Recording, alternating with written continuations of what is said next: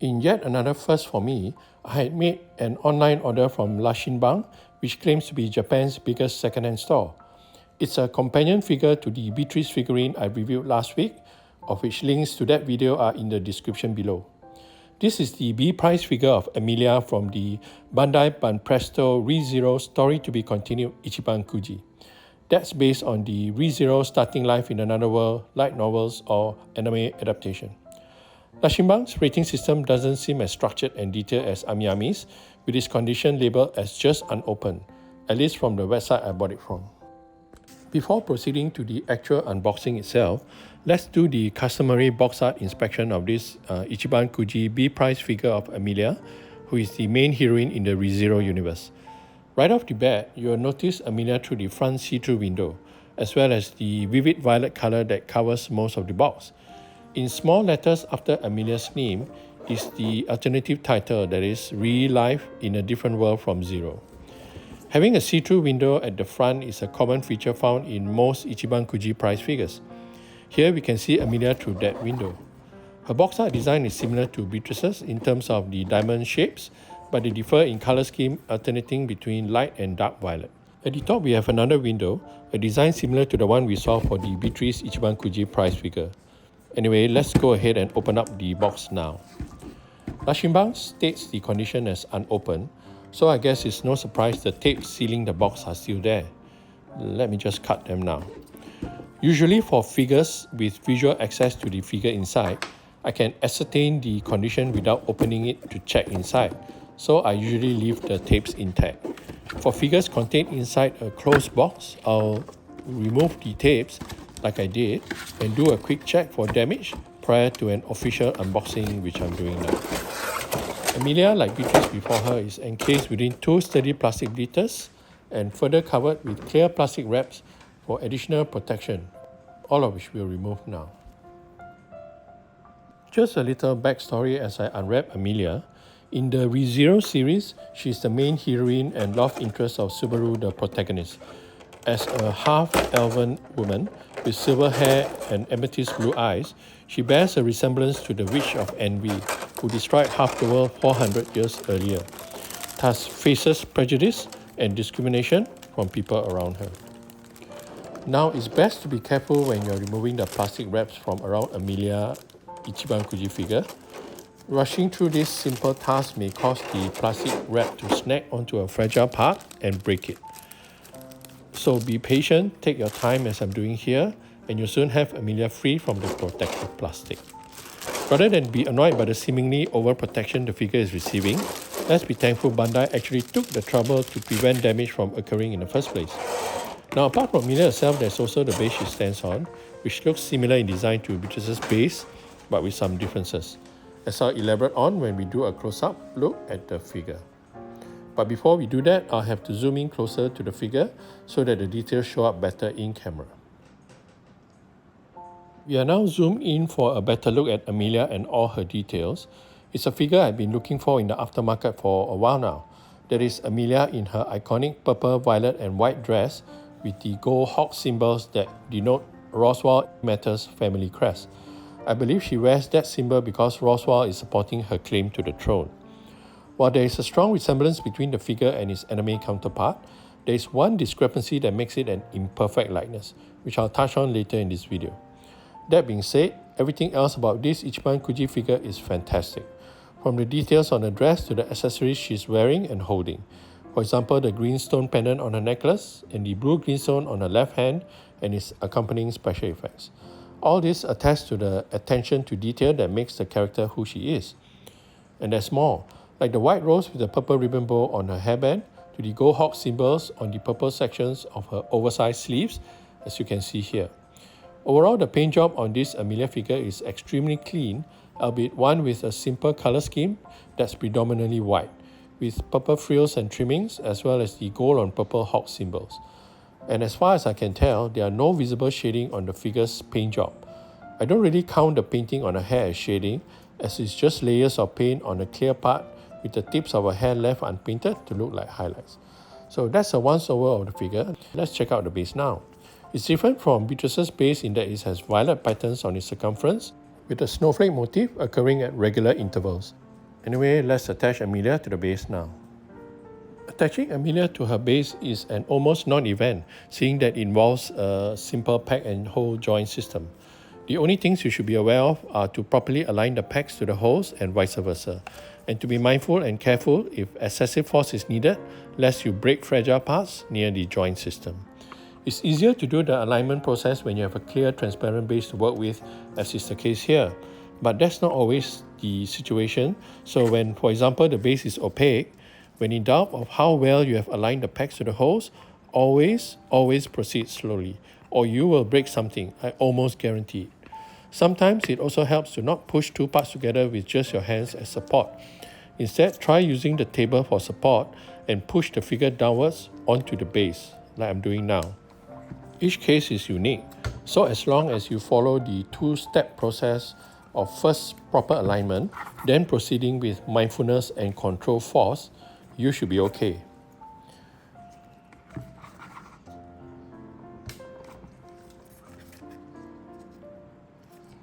So here then, Emilia is finally attached securely to her clear base.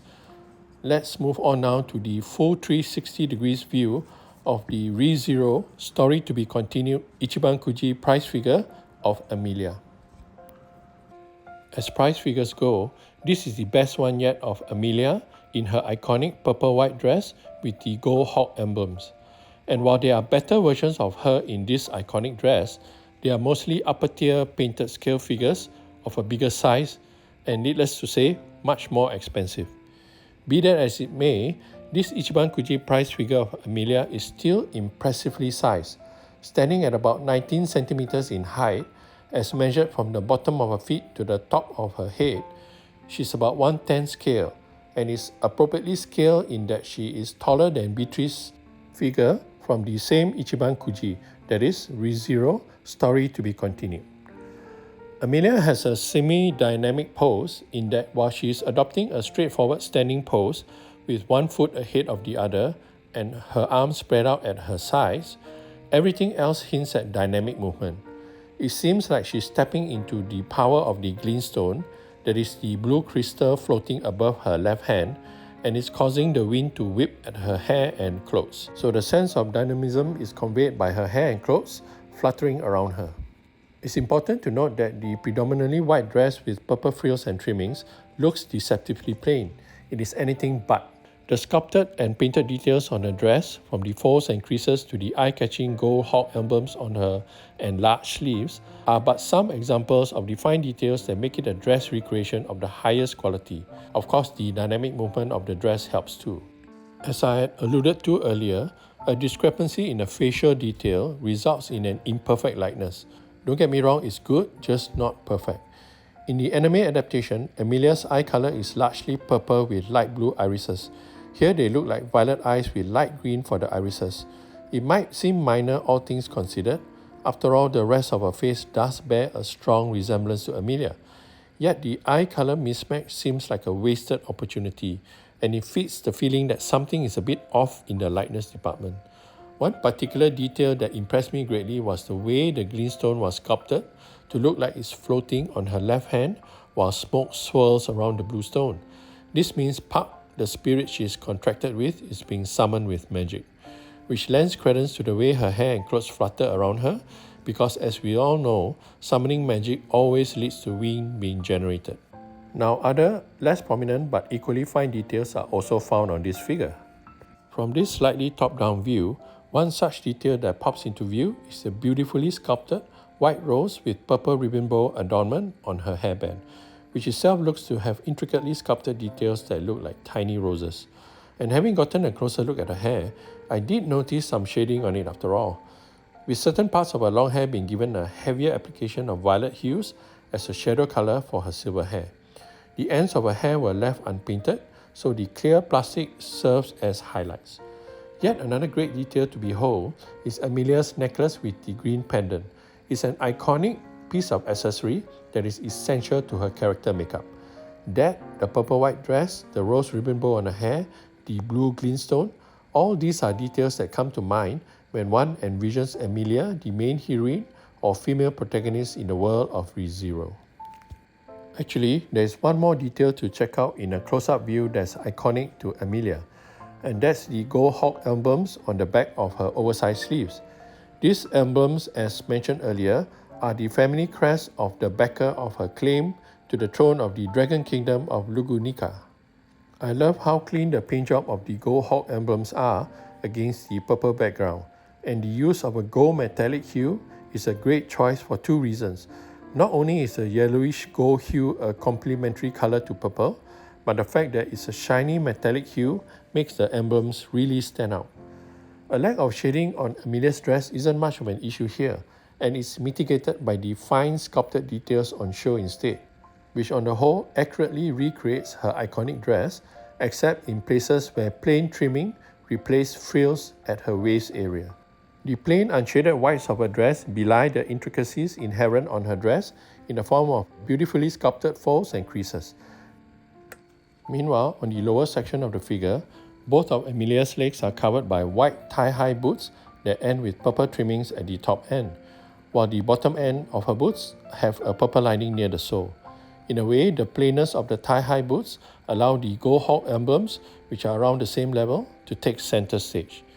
The base Emilia stands on is a medium-sized clear round plastic piece with a violet pattern around the circumference that's interspersed with a snowflake motif at regular intervals. Like Beatrice before her, Emilia looks at home against a clear base. Having a predominantly white color scheme, and next to almost no shading on her except for parts of the hair, it's certainly impressive that this ReZero story to be continued Ichiban Kuji prize figure of Emilia still manages to project considerable shelf presence. This she does via intricately sculpted details of her dress and adornments such as the rose theme headband, the green stone pendant necklace, and the blue greenstone on her hand.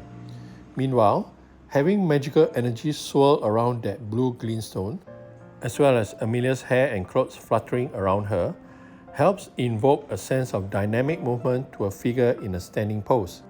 And in terms of lightness, this figure has been sculpted to near perfection. Only the lack of eye color accuracy, that is purple eyes with light blue irises in the anime adaptation versus violet eyes with bluish green irises in the figure itself, prevent what would have been a faultless resemblance. Never underestimate the effect an eye color mismatch can have on likeness. Standing at 19 centimeters tall, Emilia is appropriately scaled in this ReZero story to be continued Ichiban Kuji line of figures, of which Beatrice is the other figure in the series. I've left a link to her review in the description below if you are interested to check it out. Being appropriately scaled sees the Emilia figure taller than Beatrice by a significant amount of about 3 centimeters. So when the pair are posed together, it makes for an accurate vignette. Arguably, the most standout feature of this Emilia prize figure is the magnificent gold hawk emblems against the purple sections of her dress oversized sleeves. While the complementary color combination certainly helps the emblems to stand out, it doesn't hurt that the paint job is so remarkably clean too. Emilia's hair is the only part of the figure that has any form of paint shading on it. It helps to break up the flat color scheme, and the use of violet as the shadow color for her silver hair was a better choice than using natural grays, as it ties in better to the overall color scheme. When all is said and done, this Ichiban Kuji prize figure of Emilia gets a solid platinum rating or B rank, and while she is an essential addition to any ReZero fans collection and pairs well with Beatrice from the same series, she isn't perfect in a key area. It would have been a completely faithful recreation of Emilia in her iconic dress were it not for the eye color mismatch. This was something I couldn't overlook, as it greatly affects the likeness factor. Yet this is Emilia's only appearance in the prize figure category clad in her iconic dress.